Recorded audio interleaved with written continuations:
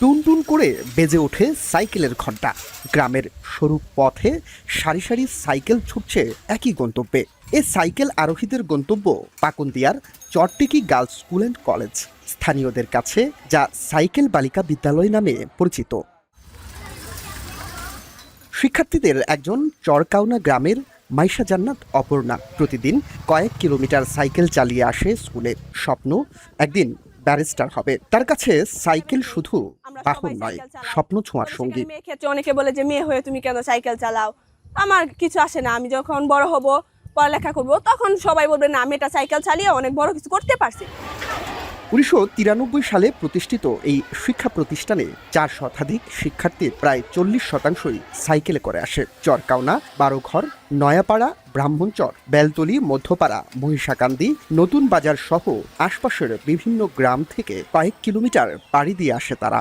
প্রতিদিন সাইকেল দিয়ে আসতে ভালোই লাগে। দূর হইলে স্কুলের পড়ালেখার উন্নতির কারণে আমরা দূরে ভুলে যাই। স্যাররা ম্যাডামরা উৎসাহিত করে এবং প্রতিবেশীরা অনেকেই আমাকে উৎসাহ দেয়। আমাদের জীবনের লক্ষ্য হচ্ছে আমরা বড় কিছু হব, তাই আমাদের লক্ষ্য পূরণের জন্য আমরা অনেক দূর থেকে আসি। এই অঞ্চলের মেয়েরা অপ্রতিরোধ। দুর্গম পথ কিংবা দূরত্ব কোনোটাই তাদের জন্য বাধা হতে পারছে না। প্রতিদিন বিভিন্ন প্রান্ত থেকে তারা বিদ্যালয়ে এসে ক্লাস করছে। বিদ্যালয়ের পথে বর্ষায় কাদা আর জলাবদ্ধতার কারণে অনেক সময় সাইকেল পার্শ্ববর্তী কারো বাড়িতে রেখে হেঁটে আসে শিক্ষার্থীরা। ফলাফলে প্রতি বছরই চমকে দিচ্ছে জেলার নামিদামি অনেক শিক্ষা প্রতিষ্ঠানকে। এখান থেকে সাইকেল দৌড় শিখে আবার ওরা বাবা বা অন্যরা অভিভাবক যারা তারা সাইকেল কিনে দিছে।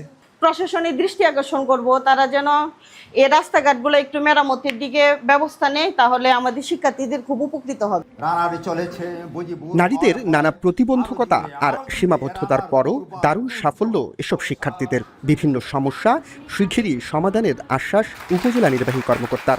চর অঞ্চলে অবস্থিত হয়, এখানে যে ভেহিকেল সাপোর্ট ওইভাবে নাই। আসার পথে দেখলাম যে রাস্তাটা ইট সলিং, কিন্তু দু একটা জায়গায় এখনো কাদা রয়েছে। আমি অতি তাড়াতাড়ি যখনই টিআর কাবিটা আসবে তখন আমি এটা সংস্কারের ব্যবস্থা করে দেব। সামাজিক বাধা পেছনে ফেলে এসব কিশোরীরা সাইকেলের প্যাডেলে লিখে চলেছে নিজেদের ভবিষ্যতের গল্প। এদের প্রয়োজন নিরাপদ সড়ক আর ইফটিজিং মুক্ত পরিবেশ, যাতে তাদের স্বপ্নযাত্রা থেমে না যায়। মশহুর কায়েস, এখন কিশোরগঞ্জ।